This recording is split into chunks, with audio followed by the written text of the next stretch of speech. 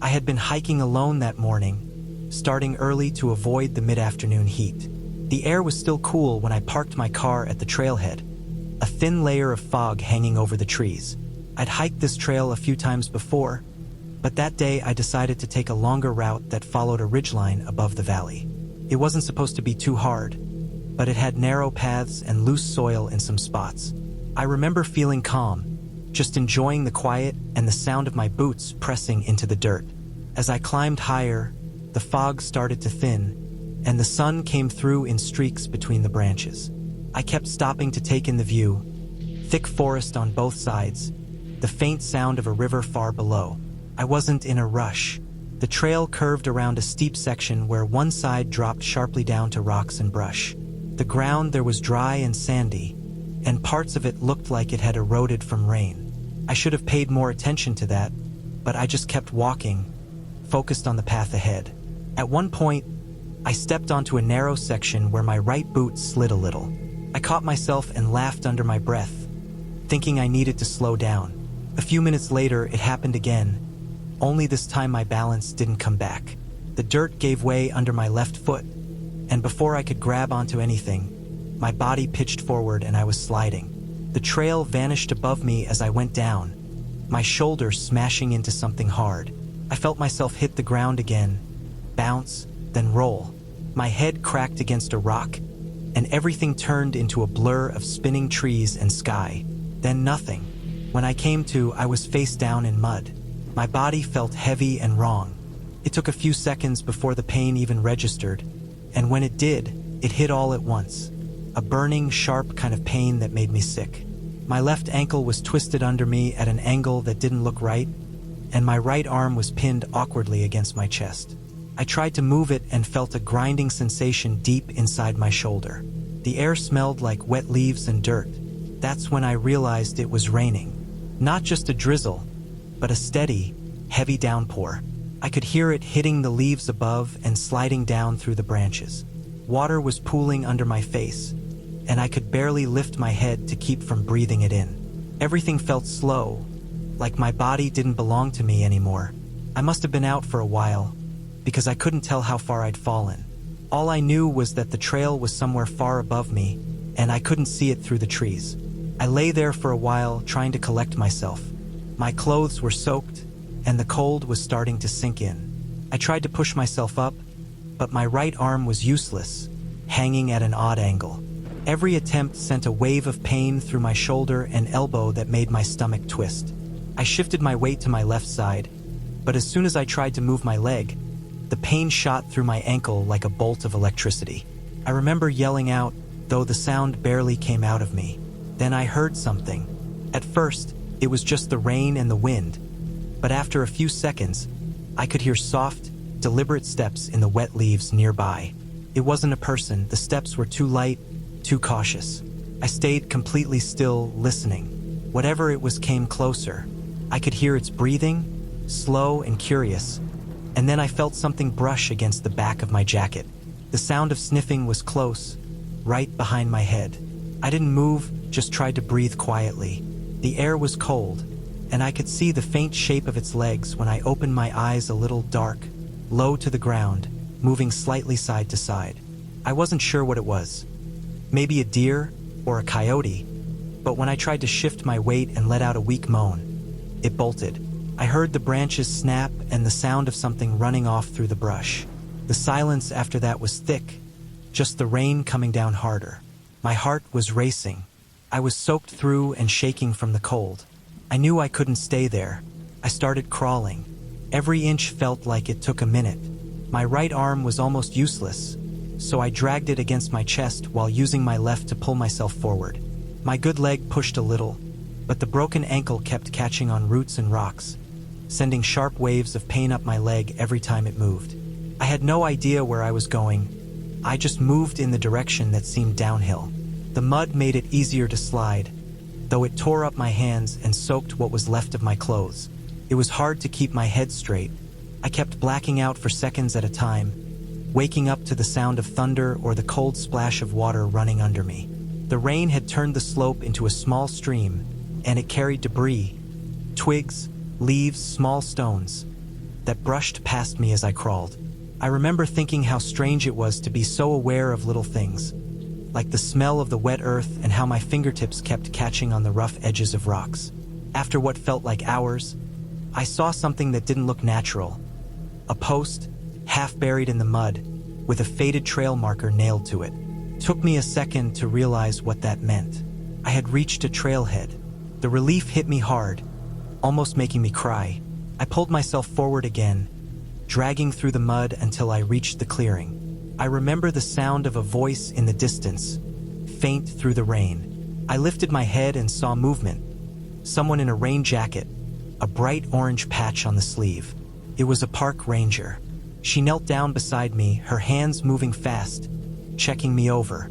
She got my arm into a makeshift sling and wrapped something around my leg to keep it still. Then she gave me water, just enough to wet my mouth. The cold plastic bottle felt like the best thing I'd ever held. The next thing I knew, I could hear the sound of a helicopter far off. The ranger stayed beside me, keeping me from moving, her radio crackling faintly as she called for updates. The sound of the rotors got louder. Then the rain started blowing sideways from the wind they made. They got me onto a stretcher, my whole body shaking uncontrollably. I remember looking up at the gray sky as they lifted me.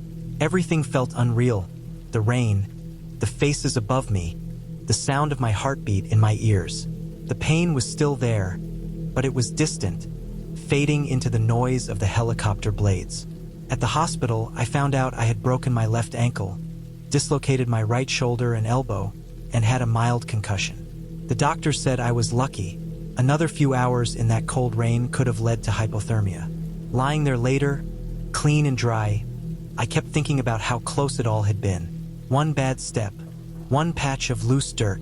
I'd gone out that morning thinking it was just another quiet hike. I'd walked that same kind of trail dozens of times before, never thinking much about what could go wrong. But after that day, I understood how fast things can change out there, how small the margin really is between control and chaos. The memory that stays with me the most isn't the fall or the pain, but the sound of that animal breathing behind me in the rain, curious and cautious, just for a moment. I think about how still everything was before it ran off, how quiet the forest felt. That moment, lying there face down, completely helpless, was when it hit me how fragile we really are out there, how the world doesn't stop just because you do. I haven't hiked that trail again since. I still love the woods, but I look at them differently now. Every step feels more deliberate, every slope more serious. I carry more water, tell people where I'm going, and check the ground twice before I move forward. Because I know now what it feels like to fall, to wake up broken and alone in the rain, and to crawl until someone finds you. That kind of thing doesn't leave you. It stays under your skin, quiet but permanent, a reminder of how close you came to not making it back. I had planned the hike for weeks, watching the weather, checking the maps, and telling myself it would be good to clear my head for a while. I wasn't looking for anything intense, just a solid day out on the trail, far enough from everything that I could hear my own thoughts for once. The area I chose wasn't remote, but it wasn't exactly busy either. It had some rougher terrain, a few narrow switchbacks, and a good elevation climb that gave a view over the valley once you reached the top. I started early that morning. The air was cool, and the trail was still wet from a light rain the night before. The first stretch was easy. Packed dirt, birds everywhere, sunlight filtering through tall pine trees. The forest had that clean, damp smell that only comes after a storm. Everything felt quiet, peaceful, predictable. I remember thinking how perfect the morning felt. As I went higher, the trail got rougher. Rocks, roots, small puddles that glistened in the early light. I slowed down, careful where I stepped. The ridge section was the most beautiful part, but also the most dangerous. It wound along the side of the hill, where one wrong step could send you tumbling down a steep drop covered in brush and rocks. I'd been through spots like that before. I told myself I'd be fine. About halfway up, I stopped to drink some water. The sun was coming up stronger by then, cutting through the clouds.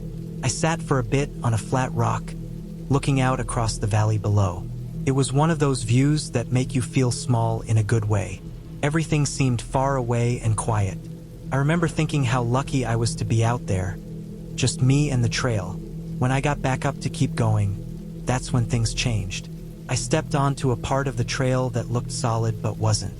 The ground crumbled under my boot, just enough to throw me off balance. My foot slipped, and before I could react, my other leg slid too. I reached out instinctively, trying to grab at something, but my hand hit nothing but air. The next few seconds were a blur. My body hit the ground, then I was sliding fast. Rocks, branches, dirt, everything hitting me at once. I remember the sound of my pack tearing and the jolt when my shoulder slammed into something hard. My head snapped back and the world spun. Then I stopped. It felt like someone had hit pause on everything. I was lying face down, covered in dirt, half buried in leaves and small branches. My ears were ringing.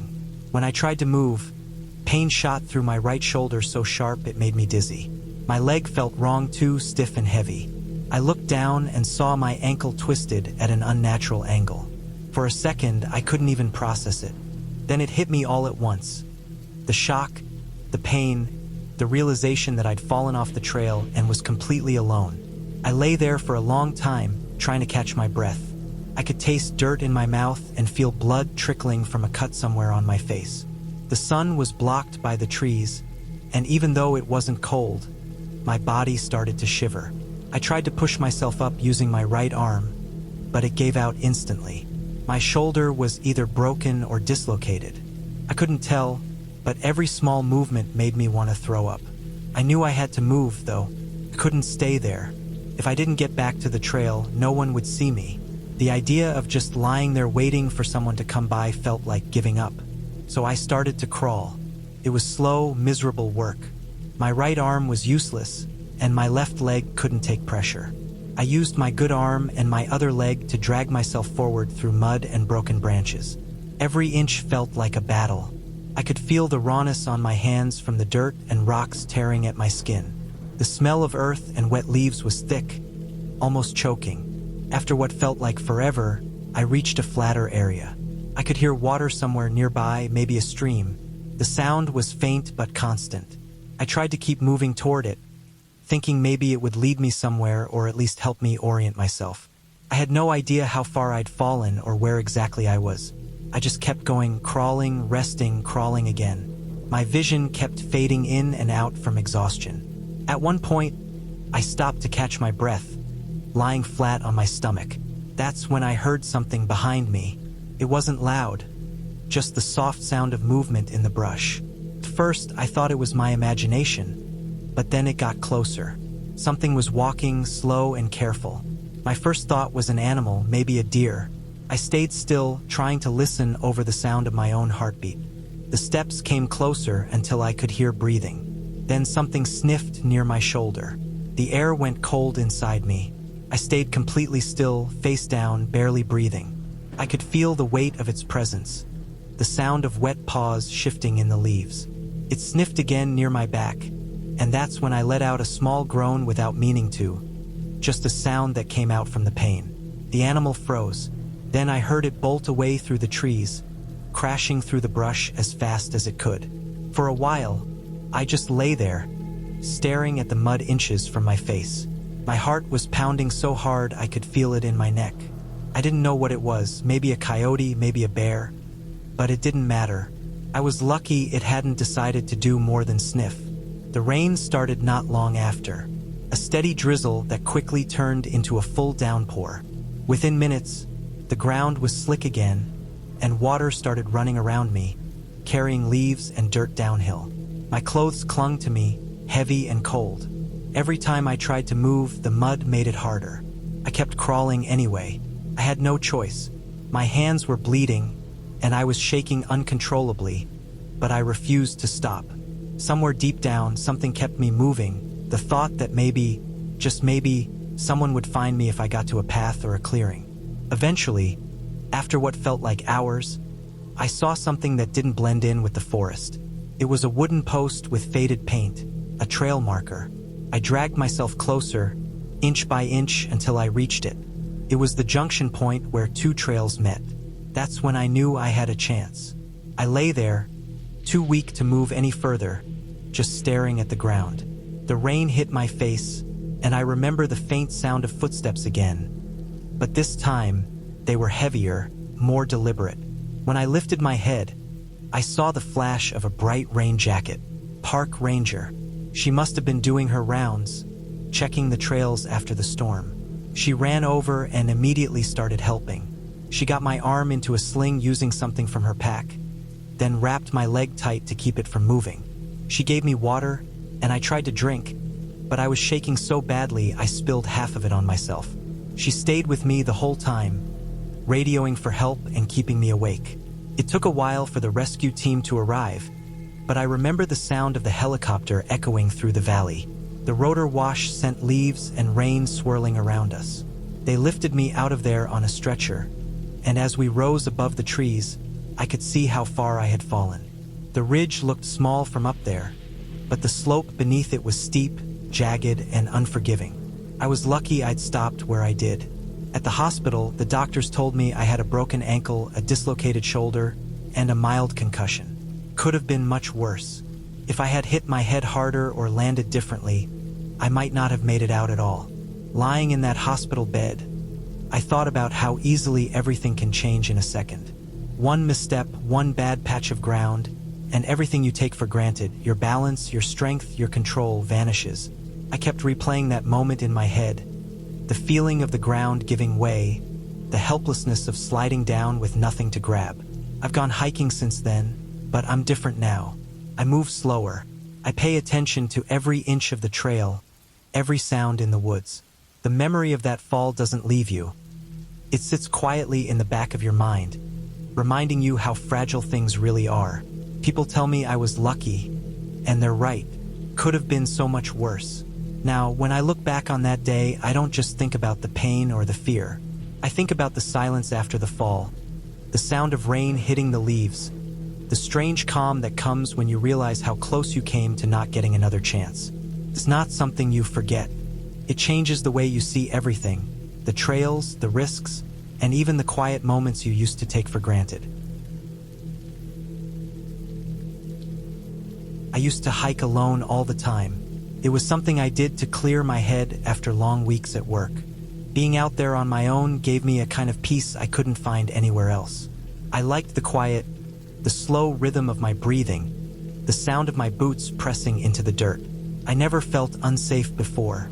I knew the trails, I carried what I needed, and I never went too far without letting someone know where I'd be. It felt simple, predictable, until the day that changed everything. Now, my husband comes with me most days.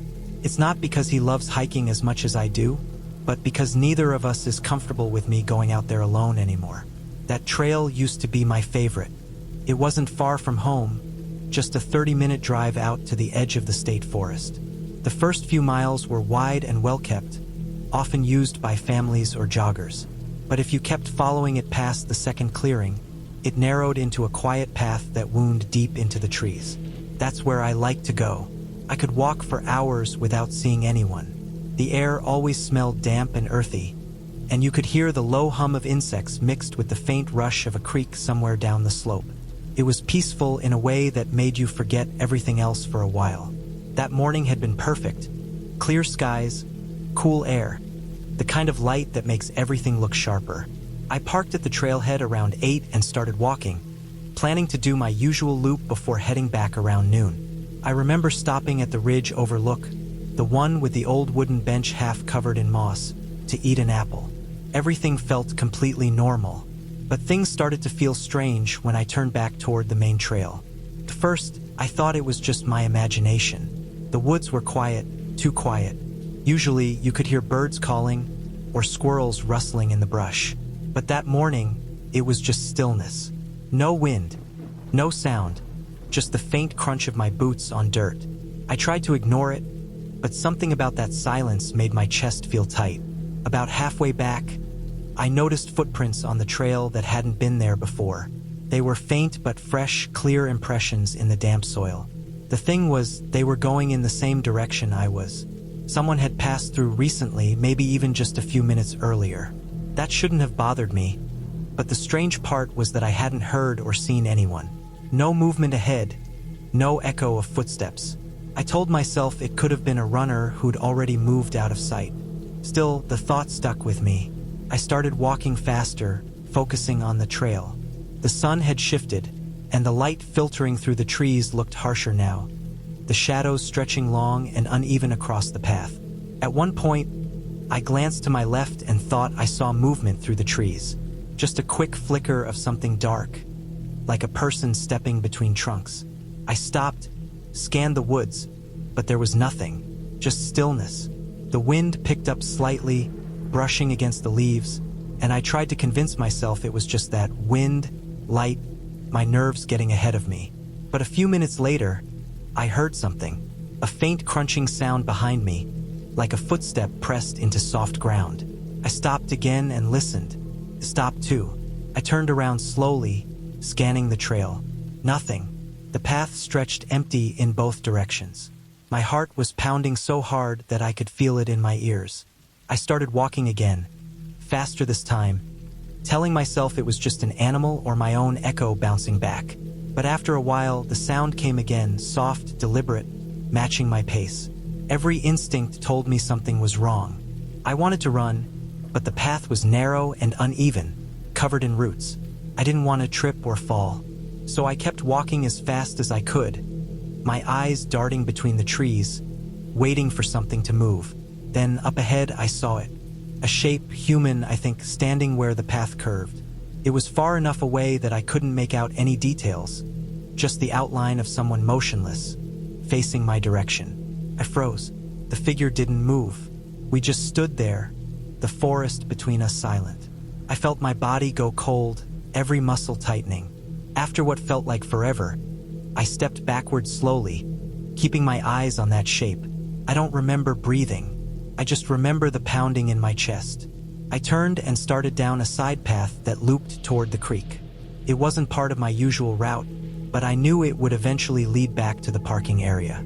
I didn't hear footsteps anymore, just the constant sound of rushing water growing louder as I neared the creek. I followed it downstream for what felt like an hour until I saw the small wooden bridge that crossed toward the road. My hands were shaking as I reached it. When I finally got to the car, there was no one else in the parking lot. I locked the doors immediately and sat there trying to steady my breathing. I scanned the tree line for any sign of movement, but it was empty. I started the car and left without looking back. For days afterward, I couldn't shake the feeling that I was being watched. Even at home, I'd catch myself glancing out the window, expecting to see someone standing at the edge of the yard. I tried to convince myself I overreacted, that maybe it was just another hiker who happened to take a break along the path. But the way they stood there, so still, so quiet, it didn't feel right. A week later, I went back with my husband. I told him I just wanted to finish the trail again, to prove to myself it was fine. He didn't say much, just nodded and came along. The morning was calm, sunlight cutting through the trees the same way it always had. But when we got to that same stretch of trail where I'd seen the figure, I noticed something. The dirt near the curve was disturbed, like someone had been standing there recently. There were partial footprints in the mud, deep enough to be recent but not clear enough to make out any detail. They were positioned exactly where that figure had been. We didn't stay long that day. We finished the loop quickly and left. Since then, I haven't gone out there alone. My husband comes with me most days now. Sometimes we walk in silence. Other times he tries to make small talk, but I can tell he's watching the trees the same way I am. Even now, years later, I think about that morning often. It's strange how something so simple, just a walk in the woods, can change the way you feel about everything. I used to love the quiet. Now the quiet makes me uneasy. Every time the wind stops or the birds go silent, my chest tightens the same way it did that day. We still hike that same trail sometimes, mostly because I want to believe I can. But I never go near that curve alone. When we pass it, I always feel the same heaviness in the air, like the forest is holding its breath. My husband doesn't question it. He doesn't ask why I look over my shoulder so much or why I always seem in a hurry to get back to the car before dark. Maybe he knows. Maybe he feels it too. I don't know who or what I saw that morning. Could have been someone harmless, just another person enjoying the trail. But deep down, I don't think it was that simple. There was something about the stillness, the silence, the way the figure stood there without moving. Now, when I walk through those woods, I pay attention to everything. The sound of my steps, the way the air feels, the direction of the wind. I never wear headphones anymore.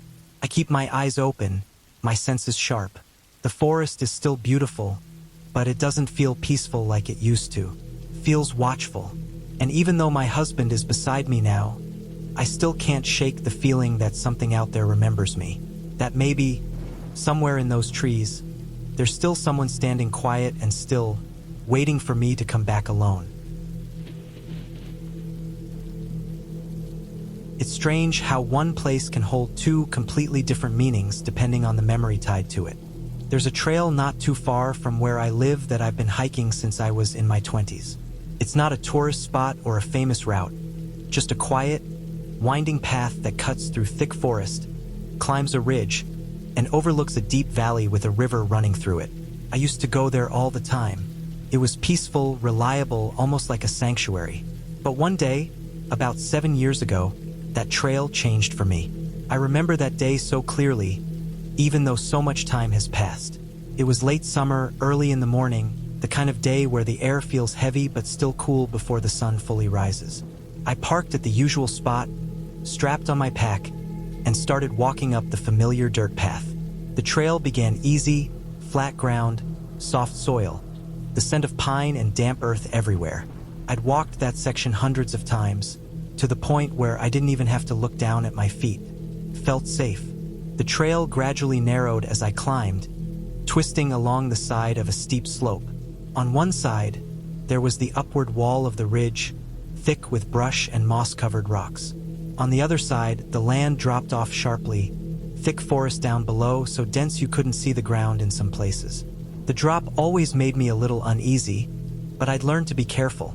I'd even memorized the slick spots that tended to stay muddy after rain. That's what made what happened next so confusing. I was maybe halfway up the ridge when I felt my boot slide.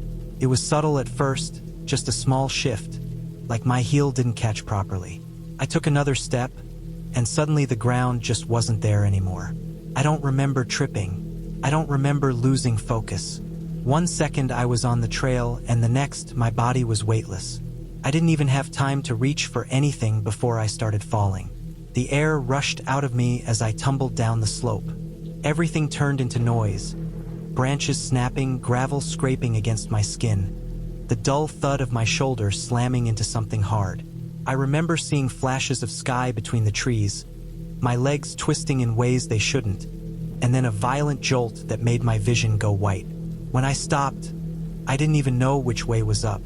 I just lay there, gasping, my ears ringing, my whole body burning. Took a long time before I could move.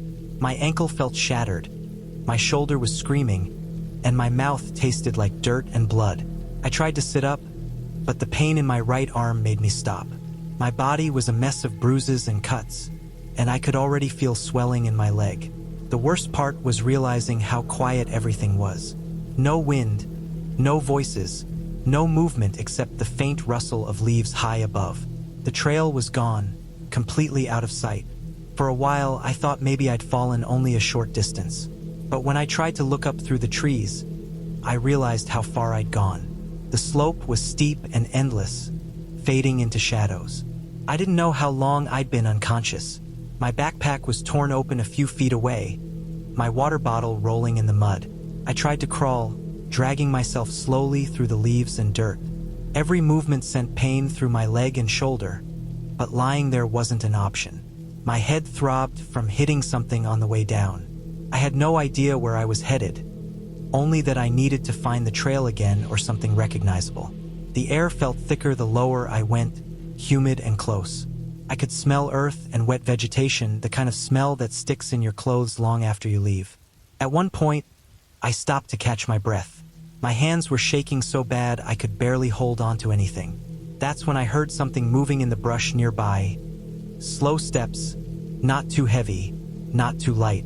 I froze, trying to stay still. My body pressed into the dirt. The sound came closer. I could hear breathing, the crunch of leaves, the soft snap of a twig. Whatever it was close enough that I could sense it watching me. I didn't move, didn't make a sound. My heart was hammering so hard I thought it would give me away. Then, just as quickly as it came, it turned and bolted. The sound of it running off through the woods was sudden and loud, like the forest had exhaled all at once. I was left there shaking, the silence afterward feeling even heavier. Not long after that, the sky darkened. The first drops of rain hit the back of my neck, and within minutes, it was pouring. I was lying in mud, completely soaked, trying not to pass out. Every instinct told me to move before the cold set in too deep. So I kept crawling, inch by inch, through puddles and tangled roots, pulling my useless leg behind me. Time stopped meaning anything. The only thing I remember was the feeling of cold water running down my face and the sound of distant thunder. Eventually, the ground started to level out. I followed what looked like an old animal trail until I saw something that didn't belong. An old signpost, half rotted but standing upright.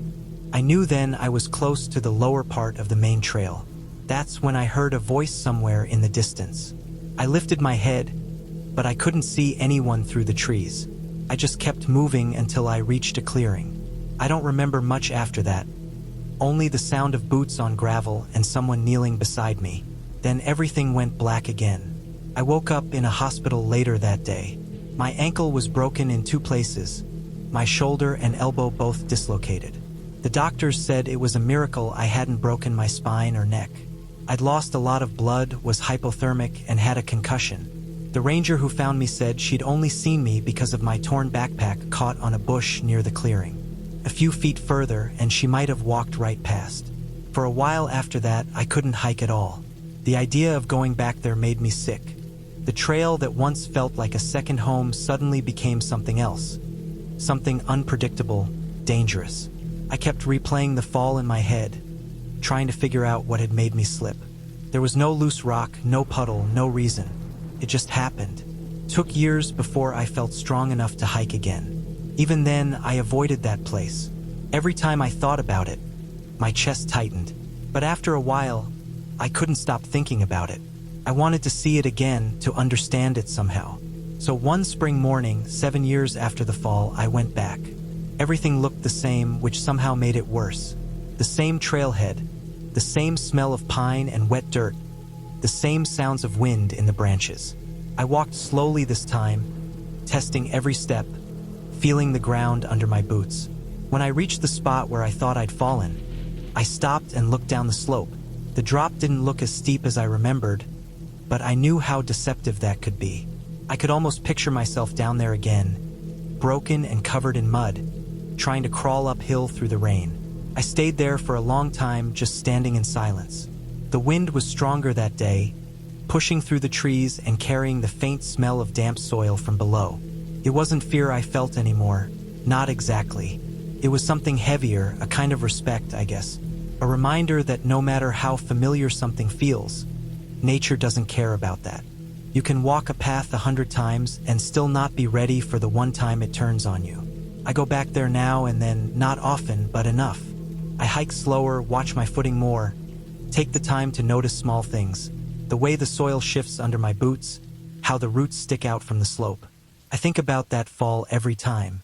It's not something I'll ever forget, but it doesn't haunt me the way it used to. That trail taught me a lot about how small we really are out there, how quickly things can change. I still don't know what caused me to slip that day, and maybe I never will. But every time I go back, I walk that same stretch and remind myself how lucky I was to survive it. The forest feels quiet there, almost like it's watching me, and I always take a moment before moving on, to breathe, to remember, and to keep going carefully, one sure step at a time. It's been about 7 years since that day, and I still think about it every time I step onto a trail. I've hiked that same route dozens of times before and even after, but no matter how many times I go back, I can't figure out what caused it. One small slip, one bad second, and everything changed. I didn't see it coming, and to this day I still can't explain it. That trail had always been one of my favorites. It's tucked into a quiet part of the woods, not too popular, but known by locals who like to hike in peace. The path winds through pine and birch trees, climbing gradually until it reaches a ridge that overlooks miles of rolling forest. I used to hike it on weekends just to clear my head. I knew every curve, every incline, every rocky patch. Felt safe, familiar. The morning it happened, the weather was perfect. Cool, dry, bright sunlight breaking through thin clouds. I remember the crunch of gravel under my boots and the faint hum of insects. The trail was a little damp from rain the night before, but not slippery enough to worry about. I had a small pack with me, some water, snacks, a jacket tied around my waist. Everything felt normal. I reached the ridge around noon. From there, the trail narrowed and ran along a steep slope. The drop wasn't a sheer cliff, but it was steep enough that falling would mean serious trouble. I'd walked that section dozens of times before. I even knew which rocks were loose and which parts to avoid when it rained. That day, the dirt looked firm. I was walking slow, steady, not distracted by anything. Then it just happened. 1 second I was stepping forward, and the next, my right boot slid. There wasn't a rock under it, no puddle, no slick moss, just dry-looking dirt that suddenly gave way. My balance went instantly. I tried to shift my weight, but the ground crumbled under me faster than I could react. I reached for a root sticking out of the bank, missed it, and felt myself go weightless for a second before gravity took over. The fall wasn't a clean drop. I tumbled, rolled, hit rocks and branches. The impact of my shoulder against something hard knocked the air out of me, and I remember the sharp crack of bone somewhere in my leg. I tried to grab onto anything, but everything I touched tore away in my hands. The world spun in flashes. Sky, dirt, trees, pain. Then I hit the bottom hard enough to knock everything out of me.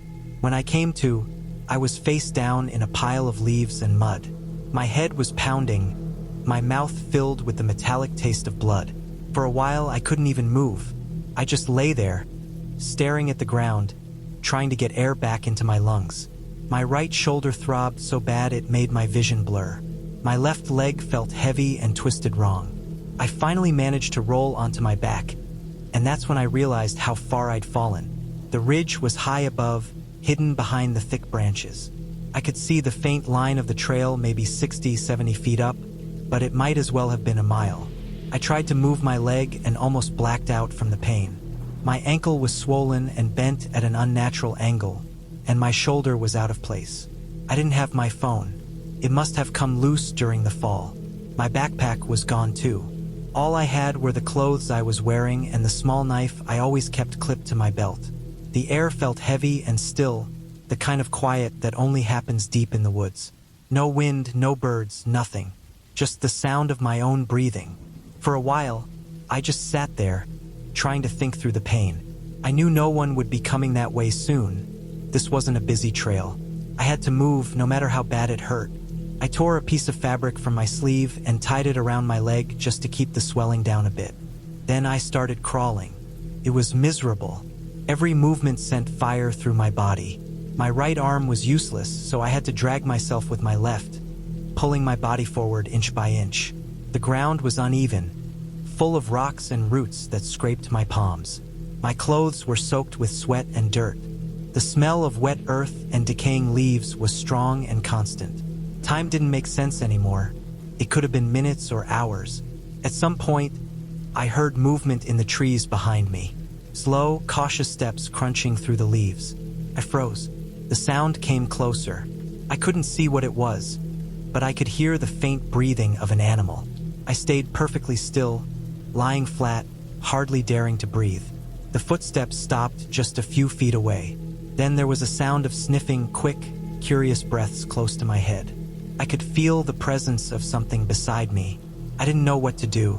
I just stayed there, eyes half open, trying to stay quiet. My body was shaking uncontrollably, more from fear than pain. After a few seconds, I made a small noise without meaning to, a low moan from trying to move. Whatever was there jumped back, then bolted into the brush. I heard the sound of it crashing through the woods until it was gone. That moment, lying there face down, drenched in sweat and mud, I realized how bad things were. I didn't know if I could make it out, but I started moving again. I had to. The rain started not long after that. Light at first, then steady. It made the ground even slicker, turning everything into thick mud. The cold water soaked through my clothes and made me shiver. My hands were bleeding from crawling over rocks and roots. I don't know how long it took, but eventually, I saw something that looked unnatural. A weathered signpost, half covered in moss. It was a trail marker that gave me enough strength to keep going. I followed the faint path downhill, dragging my leg behind me. My vision kept going blurry, my head pounding, but I didn't stop. At one point, I thought I saw something bright through the trees, a flash of color.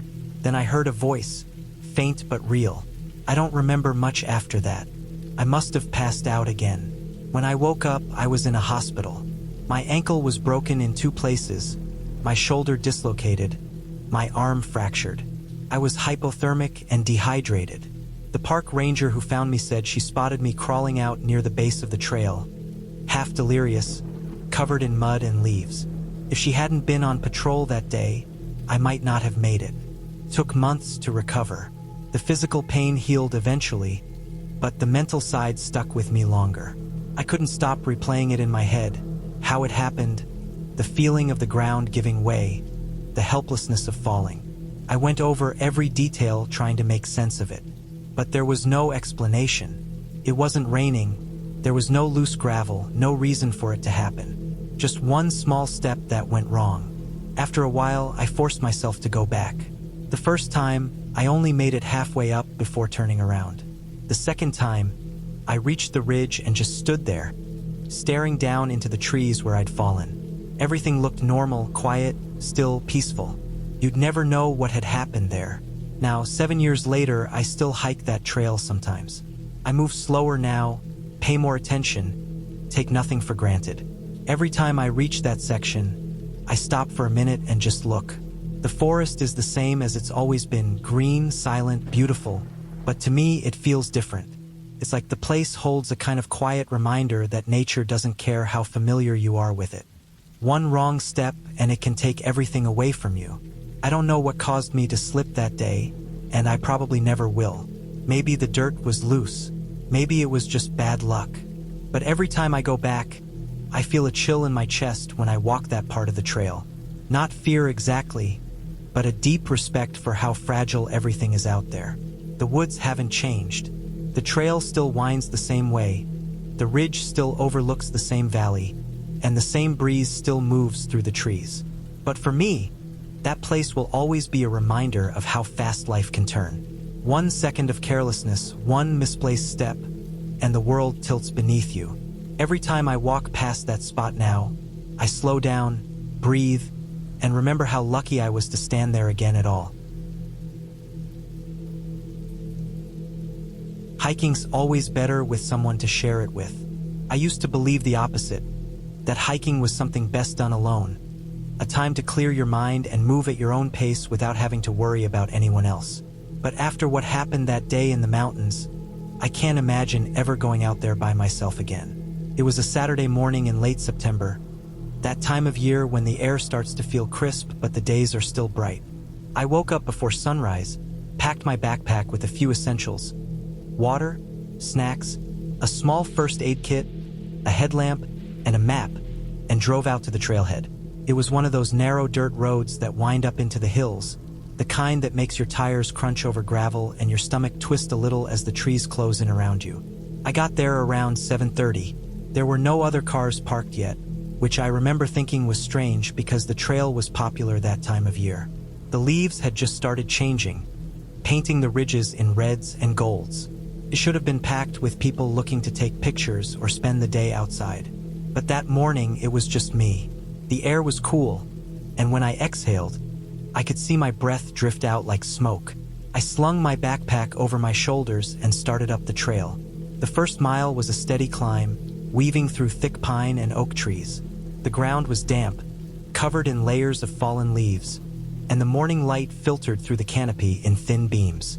It was quiet, too quiet, in that way where the forest feels like it's listening to you instead of the other way around.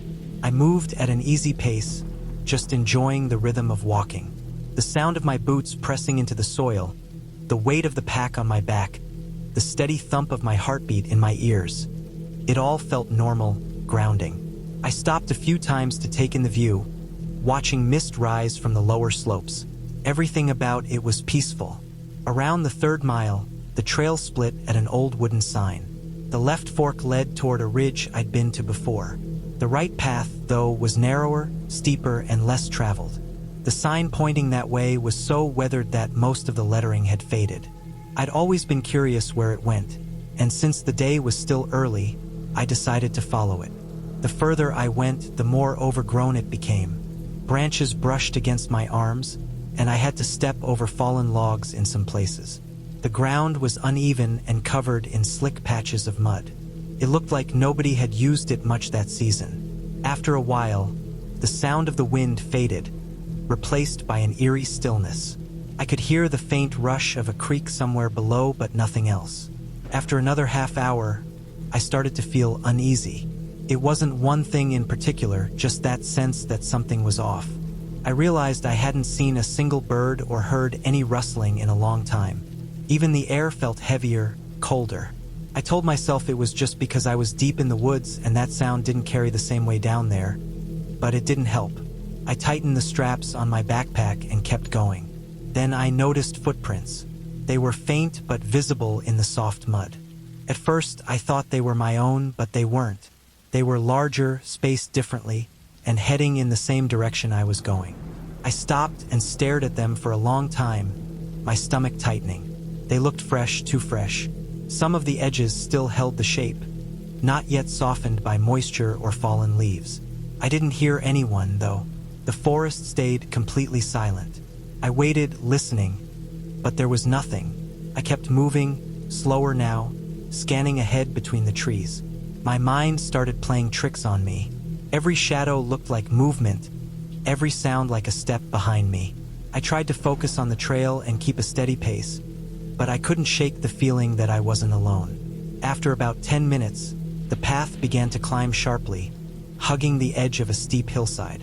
The dirt here was loose and dry, and it sloped down into a deep drop covered in thick brush.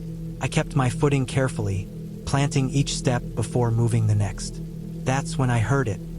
A single, distinct crunch of leaves somewhere behind me. I froze. My whole body tensed.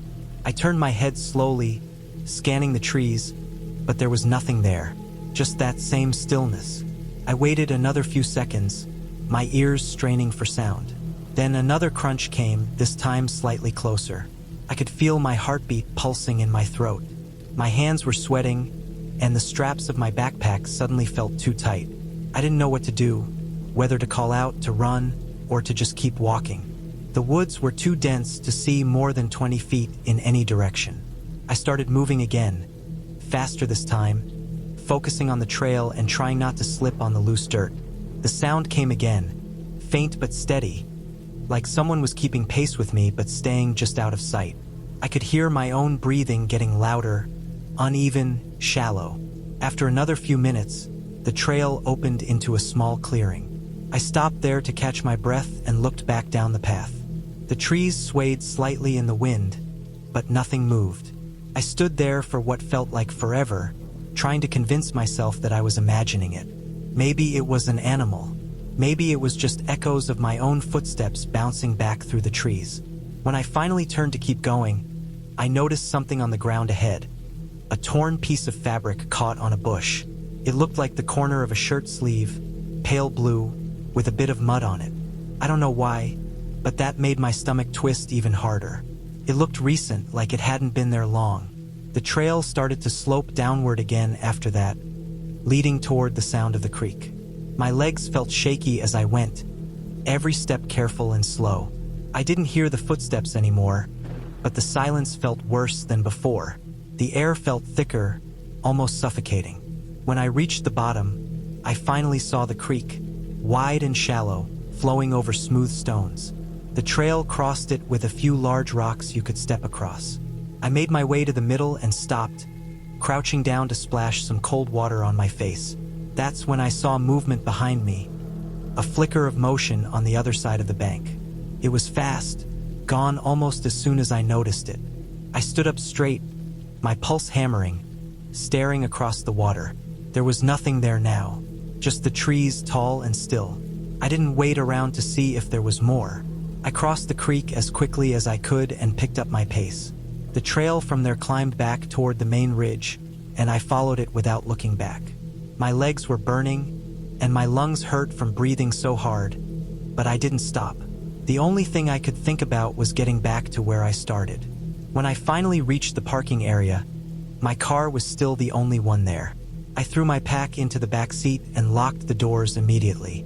I sat there for a long time trying to slow my breathing. My hands were shaking so badly that I had to grip the steering wheel just to steady them. I looked at the treeline one last time before I left. The forest looked calm and harmless again, just trees swaying gently in the wind. But I knew something wasn't right about that trail, about what I'd heard and seen.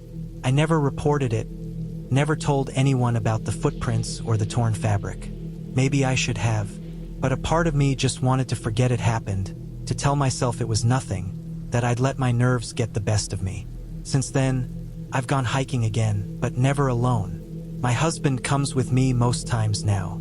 I still love the quiet of the woods, but I don't trust it anymore.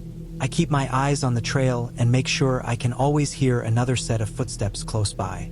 Hiking's always better with someone to share it with, not just for the company, but for the safety in knowing that if something happens, you're not out there alone. The woods are beautiful, but they can turn on you fast. One moment they're peaceful, and the next they're holding something you can't see. Something watching, waiting, moving just beyond the trees where the light doesn't reach. And after that day, I learned something that's stuck with me ever since. It's not the mountains or the cliffs or the wild animals you need to be most afraid of. It's the silence, that heavy, unnatural silence that means something out there has stopped to listen to you. Every time I go hiking alone, I make sure someone knows exactly where I am and how long I plan to be gone. It's something I started doing after losing someone close to me. A friend who lived alone and died of a heart attack. No one found him for 2 days. That stuck with me. Since then, I've read too many stories about missing hikers, people who went out on trails and never came back. Especially here in Arizona, where the heat can turn a simple mistake into a death sentence. It doesn't hurt to let someone know, and honestly, it could save your life. That's what I was thinking when I set out that morning. It was early, a little after 6, and the sun had just started to rise over the desert hills. I texted my mom before I left the house, sent her my location, and told her I'd be back by noon. The plan was simple, a 6-mile loop through a trail I'd done plenty of times before. Nothing hard, just long enough to clear my head before the week started. The air was cool when I parked at the trailhead, but even then you could already feel the heat building. I slung my backpack over my shoulder, checked that my phone had signal, and started walking. The first mile was easy. The trail wound gently between saguaros and rocky outcroppings, the kind of view that reminded you how quiet the desert could be. There wasn't a single other car in the lot, so I had the trail to myself. Felt good at first, peaceful still. The crunch of gravel under my boots was the only sound. Every now and then I'd stop to take a sip of water and look out over the valley. The morning haze hung low, and the sunlight made the rocks glow red. But about 2 miles in, the trail started to climb steeply along a ridge. The ground there was loose and dusty, scattered with sharp stones that slid under your feet if you weren't careful. I slowed down and took my time watching my footing. That's when I noticed something odd. Footprints that didn't belong to me. They were faint but visible in the dust. The prints were larger, and the tread pattern didn't match my boots. I figured someone else had come through earlier in the morning, but the thing that got me was how fresh they looked. There was no wind yet, so the dust hadn't filled them in at all. They looked sharp, recent, maybe just minutes old. I glanced around but didn't see anyone. The ridge stretched ahead in a narrow curve, bordered by a steep drop on one side and scrubby desert brush on the other. It wasn't a place where you could easily step off the trail without being noticed. Still, it felt like someone had just been there. I kept walking, trying not to overthink it. After a while, the trail dipped into a shallow canyon, the walls rising on both sides. Down there, the air felt heavier, stiller. The sun hadn't reached the bottom yet, and everything looked dim, almost gray. I could hear the faint hum of insects and the distant echo of wind higher up the slope. Then I heard something else, a sound that didn't fit. It was faint, just a single crunch of gravel somewhere behind me. I stopped instantly. My pulse jumped. I turned slowly and looked back along the narrow canyon trail. Nothing moved. The path curved sharply about 50 feet back, so I couldn't see around it. I stood there for a moment, listening. My heart was pounding hard enough that I could feel it in my ears. The desert was silent again. No birds, no wind, no insects, just stillness. I waited another few seconds, then started walking again, a little faster this time. After maybe a minute, the sound came again. Another crunch, softer this time, but definitely there. I froze. It wasn't my imagination. Someone or something was behind me. I turned again, scanning the canyon. It was narrow, lined with jagged rocks and patches of brush. If someone was following me, they'd have to be close. But I didn't see anyone. The silence pressed in tighter, like the air itself was holding its breath. I took a deep one myself, forced my legs to move and kept going. My mind was running through explanations, maybe another hiker, maybe an animal. But none of it felt right. The footsteps were steady, deliberate, not the quick scurry of a coyote or the random movement of wildlife. Whoever it was, they were pacing me. After another few minutes, the trail opened up again, leading out of the canyon into a wide stretch of rocky desert. The sun was high enough now that the ground shimmered in the heat. I paused at the edge, turned around one more time, and caught something, a flicker of movement between the rocks. I couldn't tell what it was, just a dark shape ducking out of sight behind a boulder. My stomach dropped. I didn't wait to see more. I picked up my pace, practically jogging now, keeping to the open path where I could see everything around me. My breathing was loud and uneven. Every few steps I'd glance back, half expecting to see someone following. But the trail behind me stayed empty. I kept going until I reached a small marker that pointed toward the final loop back to the parking area. I knew it would take another 2 miles or so to get there, and the thought made my chest tighten. The desert stretched out for miles in every direction. No shade, no cover, nowhere to hide if I needed to. I told myself to stay calm, to just keep moving, to get back to the car. I focused on each step, counting my breaths, trying to ignore the pounding in my ears. After a while, I started to hear something again. Not footsteps this time, but a faint scraping sound, like rock against rock, came from somewhere to my left, up the slope. I turned sharply, scanning the ridge, and caught another flicker of movement. A shape pulling back behind the rocks again. It felt like whoever it was, they were following me from above now, keeping their distance but staying in sight. My hands were trembling so hard that I had to grip the straps of my backpack just to steady them. The sun was high overhead, burning into the back of my neck. The heat was brutal, reflecting off the ground like fire.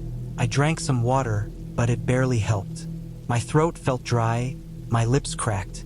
I just needed to reach the car. That was all I kept thinking. Get back to the car. When I finally crested the last ridge and saw the faint glint of metal from the parking lot below, I felt a wave of relief so strong I almost stumbled. I didn't stop moving until I reached it. The lot was still empty, no other cars, no people, nothing. I opened the door, tossed my pack inside, and locked myself in. My breathing was shallow, fast. I looked back toward the trail. The ridge I'd just come from loomed over the lot, a jagged line against the bright sky. That's when I saw it. A single dark figure standing near the bend of the trail, motionless, just at the edge of the slope. They were too far away to make out any features, just a shape silhouetted against the rock. I didn't wait. I started the engine, turned around, and drove off. I didn't look back again until I reached the highway. By the time I got home, I was still shaking. My phone buzzed. It was a message from my mom asking if I'd made it back safe. I texted her yes, but I didn't tell her what happened. I didn't know how to explain it without sounding paranoid. That night, I couldn't stop thinking about it. Those footprints, the sounds, the way that figure stood so still on the ridge. It wasn't random. It felt deliberate, like whoever it was knew exactly what they were doing. Since that day, I still hike, but I never go alone anymore. I still make sure someone knows where I am, But now I go a step further. I check in regularly. I carry an emergency beacon. And I never ignore that uneasy feeling when something feels off. Because the truth is, it doesn't matter how experienced you are or how careful you think you're being, you're still vulnerable out there. The wilderness doesn't care, and sometimes, neither do the people who cross your path.